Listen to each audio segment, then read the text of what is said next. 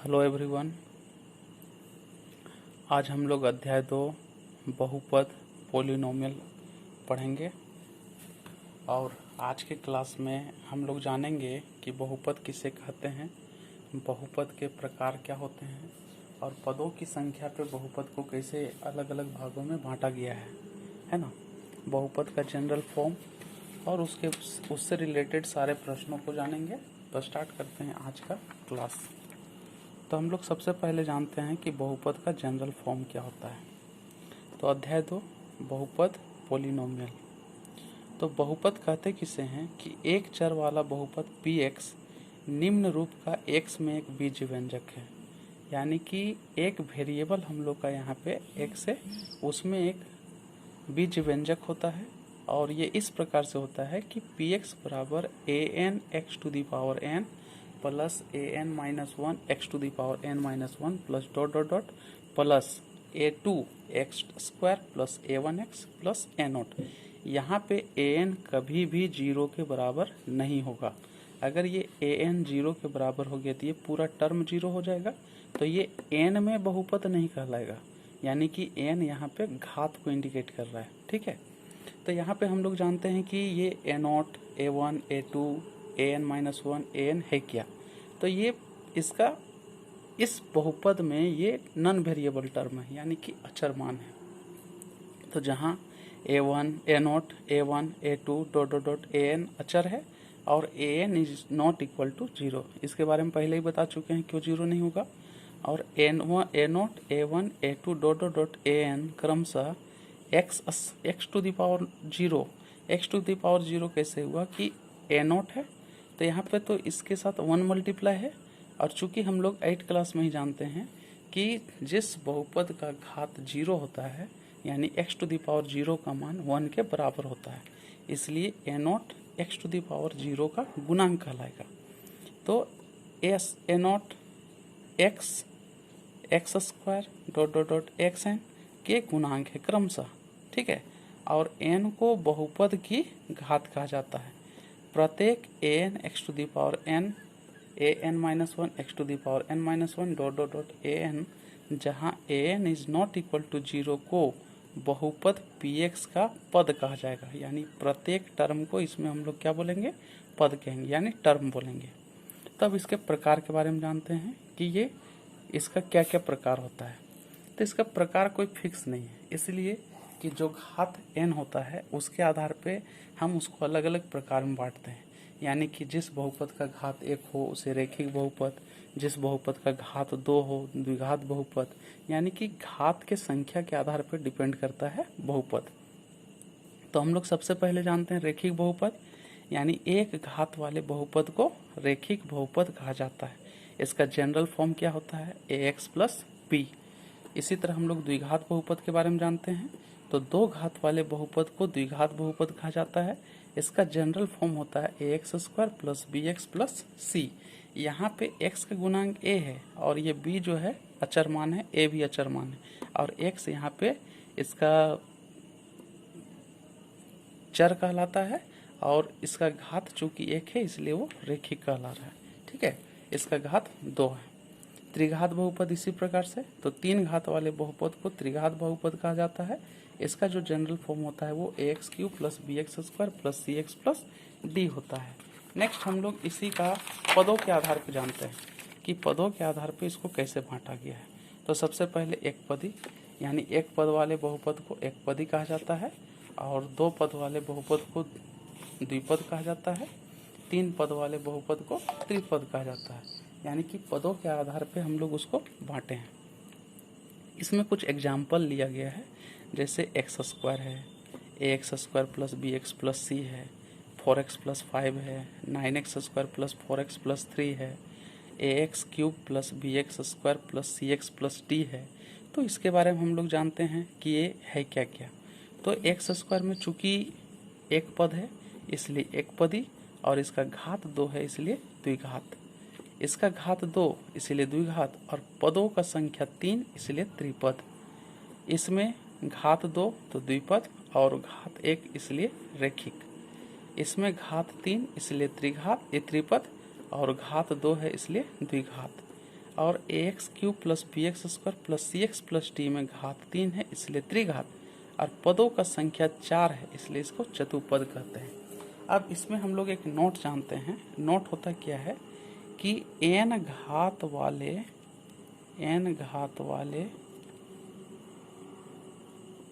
बहुपद के शून्यकों की संख्या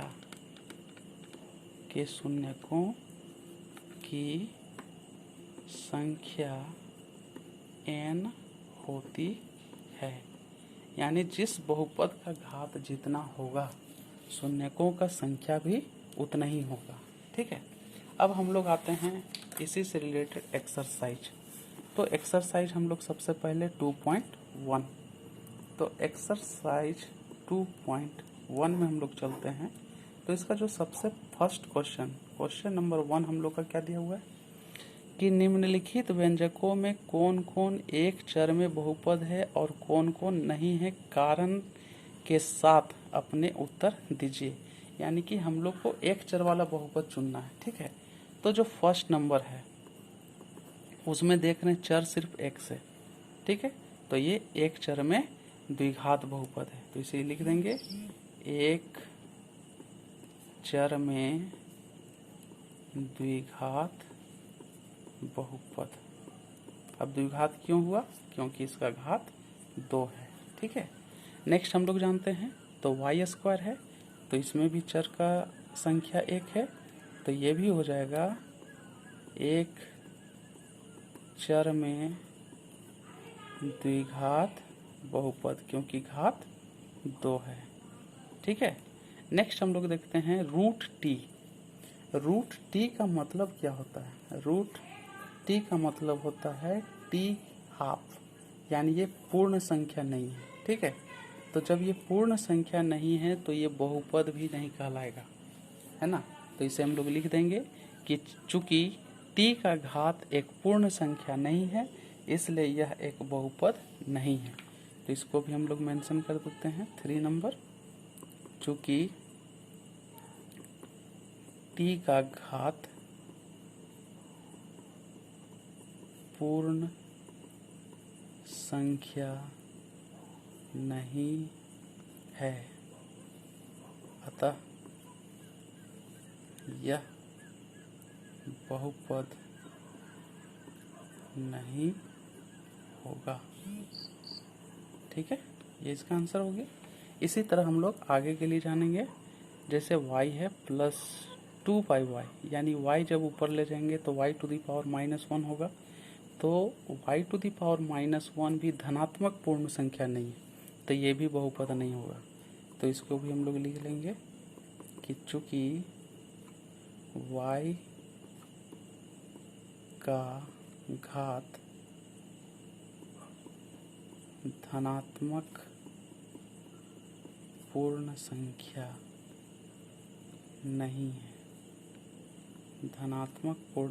नहीं है, अतः यह बहुपद नहीं होगा। बहुपद होने के लिए पूर्ण संख्या होना चाहिए और धनात्मक होना चाहिए। ठीक है, और इसका लास्ट क्वेश्चन हम लोग आते हैं 5 नंबर। तो इसमें 3 चर हैं, है ना, 3 चर, तो इसे हम लोग लिख देंगे 3 चर में बहुपद है, 3 चर में बहुपद है। ठीक है, इसी तरह हम लोग इसका नेक्स्ट एक्सरसाइज करते हैं। तो नेक्स्ट इस एक्सरसाइज का क्वेश्चन नंबर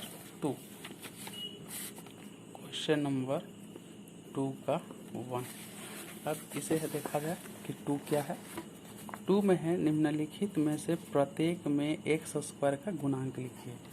इसमें हम लोगों को x² का गुणांक लिखना है। ठीक है, तो x² का गुणांक यहाँ पे देख रहे हैं, x² के आगे प्लस है तो इसका गुणांक +1 होगा, x² के आगे -1 है तो इसका गुणांक -1, इसमें x² के साथ π/2 गुना है तो इसका गुणांक π/2, इसमें x² नहीं है इसलिए इसका गुणांक 0 होगा। ठीक है, तो पहला में 2 का फर्स्ट में एक्स स्क्वायर का गुणांक बराबर 1।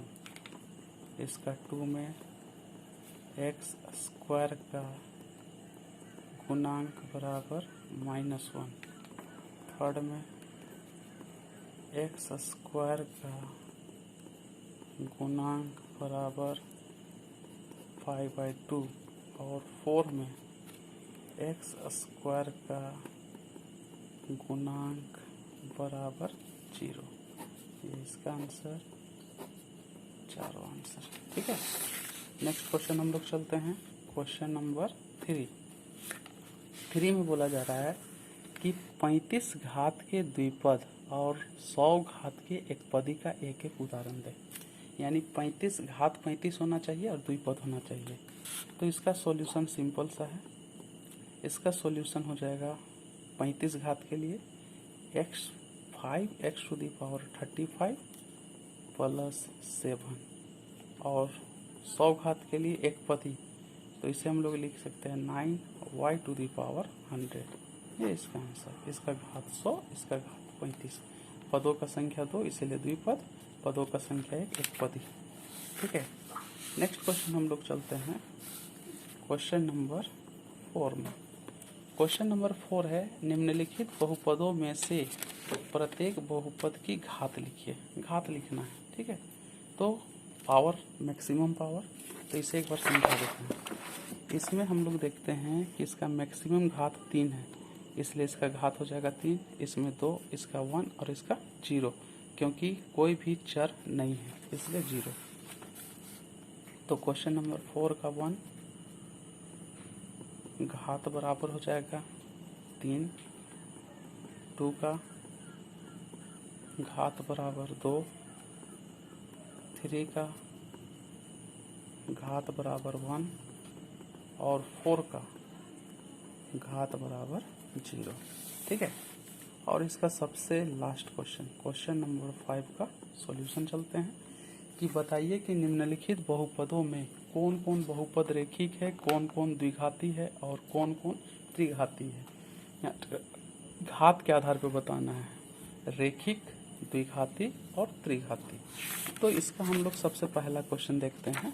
तो घात 2 है तो द्विघाती, इसका घात 3 त्रिघाती, इसका घात 2 द्विघाती, ये रेखिक, ये भी रेखिक, ये द्विघाती, ये त्रिघाती, यानी घात के आधार पे। ठीक है, तो 5 का जो 1 होगा वो हो जाएगा हम लोग का द्विघात, 2 त्रिघात, 3 द्विघात, 4 रेखिक, 5 रेखिक, 6 द्विघात और लास्ट इसका 7 त्रिघात। ठीक है, इस प्रकार से हम लोग का ये एक्सरसाइज कंप्लीट हुआ। नेक्स्ट एक्सरसाइज हम लोग चलते हैं प्रश्नावली 2.2।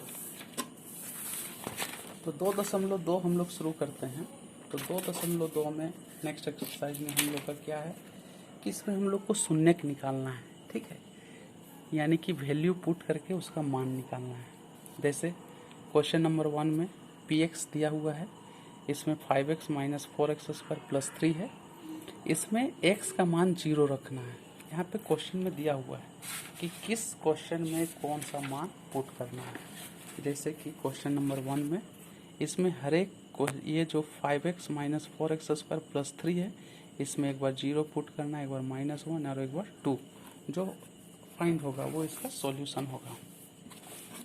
तो इसमें जो हम लोग का फर्स्ट क्वेश्चन है वो हम लोग का क्या है कि इसमें x का मान हम लोग को 0 पुट करना है। ठीक है, तो x का मान हम लोग 0 रखते हैं। तो P0 = 5 × 0 - 4 × 0² + 3, तो हो जाएगा 0 - 0 + 3 यानी कि 3 आएगा।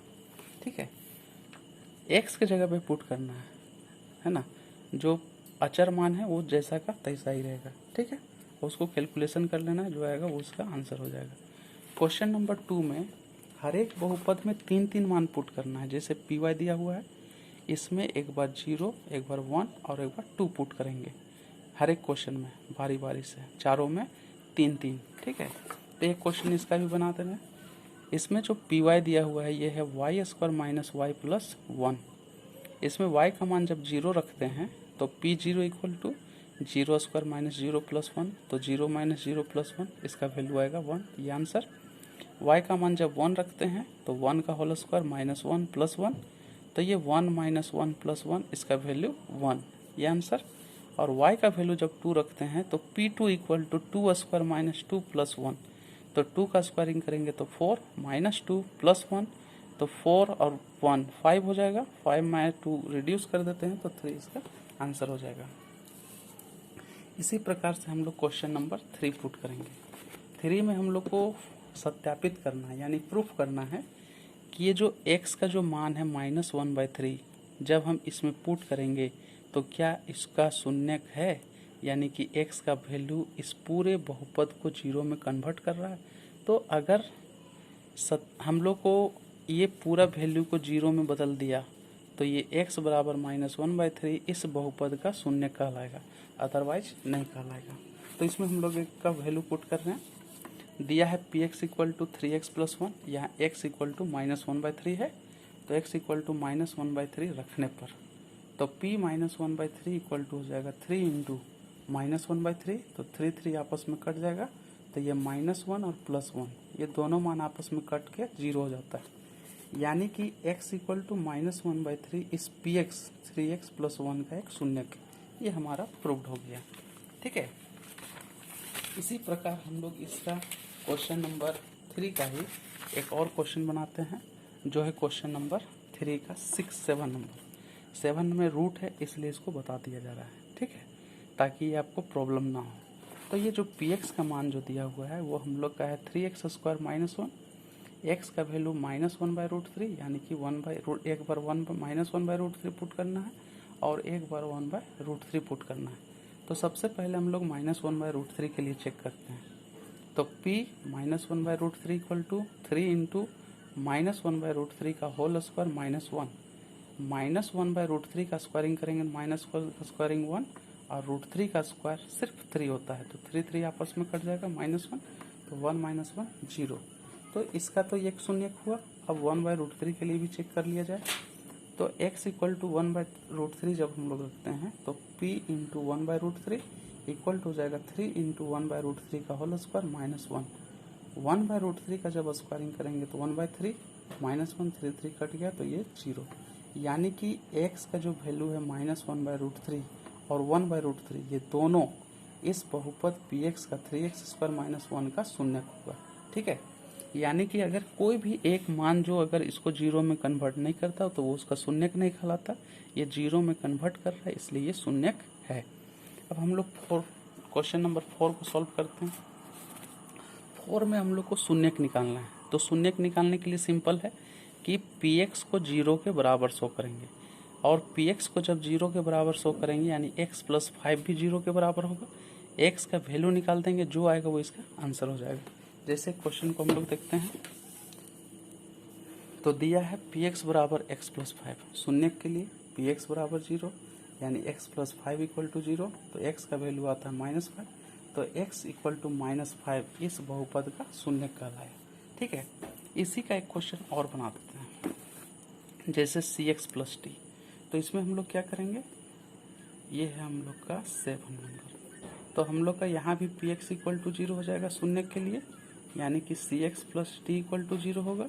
इसका मतलब cx इक्वल टू -t, यानी कि x इक्वल टू आएगा -t/c, इसका आंसर, यानी कि d equal to cx equal to -t/c इस बहुपद का शून्यक होगा। ठीक है, तो ये एक्सरसाइज इस प्रकार से हम लोग का कंप्लीट हो जाता है। आप लोग इस एक्सरसाइज को ही बना लेंगे 2.1 और 2.2। नेक्स्ट एक्सरसाइज हम लोग बढ़ते हैं 2.3 में। तो 2.3 में हम लोग को उसमें सिर्फ शेषफल निकालना है। ठीक है, शेषफल निकालने का बहुत ही सिंपल प्रोसेस है, यानी कि हम लोग उसका सबसे पहले शून्यक निकाल लेंगे, शून्यक निकालने के बाद जो पुट कर देंगे, जो आएगा वो उसका शेषफल हो जाएगा। जैसे हम लोग इस क्वेश्चन में दिया हुआ है, क्वेश्चन को x cube plus 3x square plus 3x plus 1 को निम्नलिखित से भाग देने पर शेषफल ज्ञात कीजिए। ठीक है, तो हम लोग क्या करेंगे, x प्लस 1 का सबसे पहले शून्यक निकाल लेंगे। शून्यक जो भी आएगा उस मान को इसमें पुट करेंगे और इसको सॉल्व करने से जो प्राप्त होगा वही उसका शून्यक होगा, ये शेषफल होगा। तो x प्लस 1 का शून्यक -1 है। कैसे, तो x प्लस 1 इक्वल टू 0 बराबर करेंगे, x इक्वल टू -1 आया तो ये शेषफल हुआ। अगर ये होता हम लोग का x माइनस 1 इक्वल टू 0 तो x इक्वल टू 1 होता। ठीक है, लेकिन हम लोग का है x प्लस 1 तो प्लस 1 उधर जा करके -1 में कन्वर्ट हो जाता है, तो -1 इसका शून्यक होगा। तो हम लोग इसमें वही किए हैं कि x, ये जो x प्लस 1 का जो शून्यक आया वो इस px में पुट करेंगे। तो px इक्वल टू क्या दिया हुआ है, x cube plus 3x square plus 3x plus 1। तो x की जगह पे -1 पुट करेंगे तो p -1, तो -1 का whole cube plus 3 into -1 square plus 3 into -1 plus 1। इसको जब हम लोग सॉल्व करते हैं तो -1 का क्यूबिंग करेंगे तो -1, अब -1 का स्क्वायर तो 1 और 1 को 3 से मल्टीप्लाई करेंगे तो 3 को -1 से तो -3 और ये +1, तो 3 आपस में रिड्यूस हो गया और ये 1 रिड्यूस होकर के 0 आया, यानी कि इसका शेषफल क्या हुआ, 0। इसका आंसर हो गया। एक पाई के लिए चेक कर रहे हैं क्योंकि एक क्वेश्चन दिया हुआ पाई में। ठीक है, तो x प्लस पाई का शून्य क्या होगा, ऑब्वियसली है -पाई होगा। तो हम लोग वही किए, x प्लस पाई का शून्य -पाई है। तो px इक्वल टू हो जाए, हम लोग का दिया हुआ x cube plus 3x square plus 3x plus 1, तो p minus pi equal to -pi का whole cube plus 3 into -pi square plus 3 into -pi plus 1। तो -पाई का जब स्क्वायरिंग करेंगे तो -पाई क्यूब आएगा और -पाई का स्क्वायर करेंगे तो पाई स्क्वायर आएगा, तो प्लस 3 पाई स्क्वायर -3 पाई प्लस 1। तो ये तो ना आपस में जुड़ेगा ना ही घटेगा, तो ये पूरा वैल्यू इसका शेषफल होगा। तो अतः शेषफल बराबर -पाई क्यूब प्लस 3 पाई स्क्वायर -3 पाई प्लस 1 इस बहुपद का शेषफल कहलाया। ठीक है, नेक्स्ट क्वेश्चन हम लोग जानते हैं क्वेश्चन नंबर 2 में। तो क्वेश्चन नंबर 2 में हम लोग का क्या दिया हुआ है, x square minus x cube minus a x square plus 6x minus a. तो x माइनस ए से भाग देने पर शेषफल ज्ञात करना है। तो x माइनस ए से भाग देने पर जो शेषफल आएगा उसको हम लोग फाइंड करते हैं। तो इसे भी इसी प्रोसेस से हम लोग निकाल सकते हैं, जैसे इसमें आप लोग को बना के दिखा दे रहा हूँ। सबसे पहले क्या करेंगे कि x माइनस ए का शून्यक क्या होगा, x minus A equal to 0 यानी x इक्वल टू ए, ये शून्यक कहलाया। तो x माइनस ए का शून्यक a है। अब हम लोग px मान लेंगे, px इक्वल टू है x cube minus a x square plus 6x square minus a, question number 2 का है। ठीक है, तो p a equal to a का whole cube minus a into a square plus 6 into a minus a, तो क्या प्राप्त होगा, ए क्यूब, ये ए को ए स्क्वायर से मल्टीप्लाई कर देंगे तो ए क्यूब होगा minus 6a sorry plus 6a minus a cube आपस में कट जाएगा, 6a में a घटेगा तो 5a बचेगा, तो लास्ट में लिख देंगे। अतः शेषफल बराबर हो जाएगा 5a, इसका आंसर। ठीक है, इसी प्रकार हम लोग सॉल्व करेंगे क्वेश्चन नंबर 3 को। तो क्वेश्चन नंबर 3 में हम लोग को गुणनखंड है या नहीं है वो जांचना है। तो गुणनखंड होने के लिए जो शून्य का आएगा उसका मान जब हम लोग इसमें पुट करेंगे और ये 0 में कन्वर्ट किया तो शून्य गुणनखंड होगा, अदरवाइज गुणनखंड नहीं होगा। तो हम लोग यहाँ पे क्या किए कि 7 प्लस 3x का जो शून्यक होगा वो -7/3 होगा। कैसे, हम लोग इसमें इसका शून्यक निकालने के लिए क्या करते हैं, पहले 7 प्लस 3x को 0 के बराबर दिखाएंगे, तो this implies 3x equal to -7 आएगा, this implies x equal to -7/3, ये इसका शून्यक कहलाया। ठीक है, तो 7 प्लस 3x का शून्यक बराबर -7/3। चूँकि px इक्वल टू इतना दिया हुआ है तो x के जगह पे हम लोग ऑब्वियसली है, -7/3 पुट करना है। तो x के जगह पे जब हम लोग -7/3 पुट करते हैं तो 3 इंटू -7/3 का होल क्यूब प्लस 7 इंटू -7/3 आएगा। जब इसे मल्टीप्लाई किया जाएगा तो ये हम लोग का प्राप्त होगा -343, और 3 का क्यूबिंग किए हैं तो 3 इंटू 9, क्योंकि 3 आपस में रिड्यूस हो जाएगा, ठीक है, इसलिए 3 इंटू 9 में डिवाइड गुणनखंड के रूप में रखा गया है। और ये प्लस माइनस माइनस 7 7 जा 49 डिवाइडेड बाई 3। ये दोनों में एक में 9 है हर के रूप में और एक में 3 है, तो दोनों का जो लॉस होगा वो 9 होगा, यानी एलसीएम दोनों का 9 आएगा। तो ये तो 9 हो गया, तो -343 होगा, और ये 49 3 से मल्टीप्लाई होकर के -147, दोनों जुड़ करके आ जाता है -490/9। क्या ये जीरो है?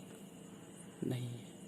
जब ये जीरो नहीं है तो उसे लिख दिया गया, चूंकि शेषफल शून्य के बराबर नहीं है, अतः 7 + 3x 3x cube plus 7x का एक गुणनखंड नहीं है, ठीक है। तो इस प्रकार से हम लोग का एक्सरसाइज 2.3 भी कंप्लीट हुआ। तो प्रश्नावली 2.1, 2.2 और 2.3 आप लोग पूरी अच्छी तरह से बना लेंगे। नेक्स्ट हम लोग एक्सरसाइज चलते हैं एक्सरसाइज 2.4 में।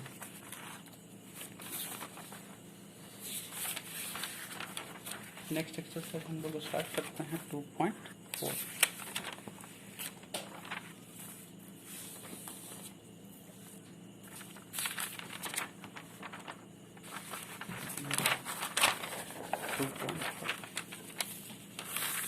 जिस तरह हम लोग शून्यक निकाल के ये चेक किया गया कि उसका शून्यक है कि नहीं है, उसी तरह हम लोग गुणनखंड के बारे में चेक करेंगे 2.4 में कि वो उसका गुणनखंड है या नहीं है। तो 2.4 में हम लोग जब चलते हैं 2.4 में, तो इसमें हम लोग क्या पाते हैं कि सबसे पहला जो क्वेश्चन है उसमें है कि बताइए कि निम्न बहुपदों में से किस बहुपद का गुणनखंड x+1 है। x+1 को हम लोग को चेक करना है कि वो उसका एक गुणनखंड है या नहीं है। तो हम लोग इसमें भी ज्ञात कर लेंगे कि x+1 का शून्यक ये है, तो शून्य के आधार पे x+1 का शून्यक क्या होगा? -1 होगा। तो -1 जब हम लोग पुट करते हैं तो अगर इसको ये 0 में कन्वर्ट कर देगा तो गुणनखंड होगा, अदरवाइज नहीं होगा। तो इसका एक क्वेश्चन को हम लोग सॉल्व करते हैं। तो यहाँ पे हम लोग का जो px दिया हुआ है वो px इक्वल टू है x³ plus x² plus x+1। तो x+1 का शून्य क्या होगा? -1 होगा।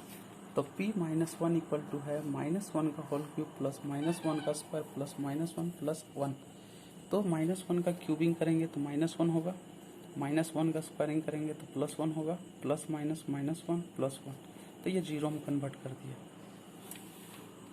अभी थोड़ा देर पहले आप लोग को ये बताया गया था कि अगर 0 आता है तो गुणनखंड होगा, अदरवाइज नहीं होगा।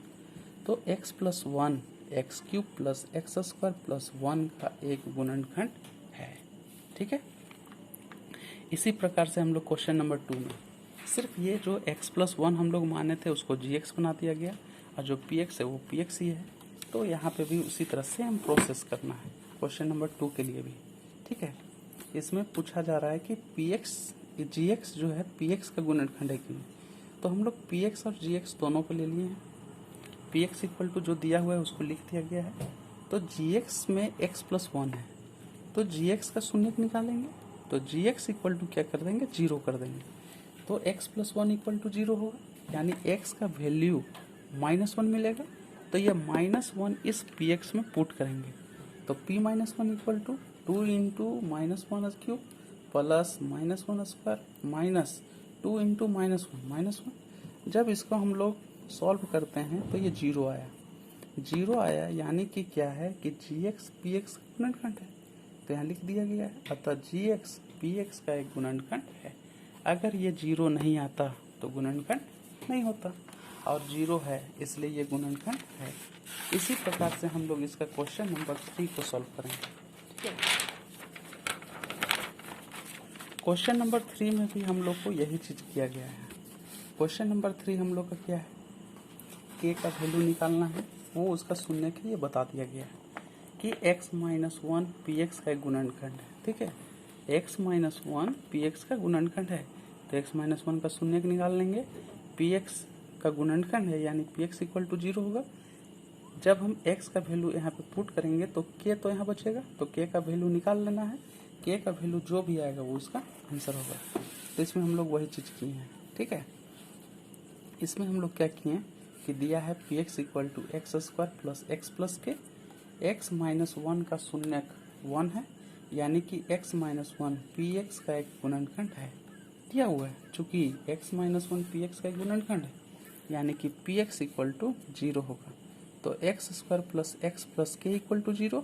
अब हम लोग को यहाँ पे क्या करना है, x का वैल्यू क्या पुट करना है 1, यहाँ लिख देंगे ब्रैकेट में, यहाँ x इक्वल टू 1, ठीक है। तो x की जगह पे 1 रखा गया, तो 1 का स्क्वायरिंग प्लस 1 प्लस के इक्वल टू 0, 1 प्लस 1 2 हो गया, प्लस के इक्वल टू 0, 2 प्लस के इक्वल टू 0 यानी के का वैल्यू क्या है -2, इसका आंसर हो जाएगा, ठीक है।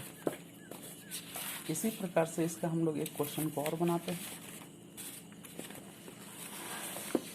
इसका एक क्वेश्चन हम लोग बनाते हैं, क्वेश्चन नंबर 1 का 4। इसमें आप लोग को प्रॉब्लम हो सकता है। क्वेश्चन नंबर 1 का 4 में हम लोग को क्या दिया हुआ था, पी एक्स का मान। सबसे पहले मानेंगे, माना कि पी एक्स बराबर x cube minus x square minus 2 plus √2x plus √2, ये दिया हुआ है। अब इसमें हम लोग क्या करेंगे कि x प्लस 1 है ना, ये x प्लस 1 है ना, x प्लस 1 का शून्य निकालेंगे।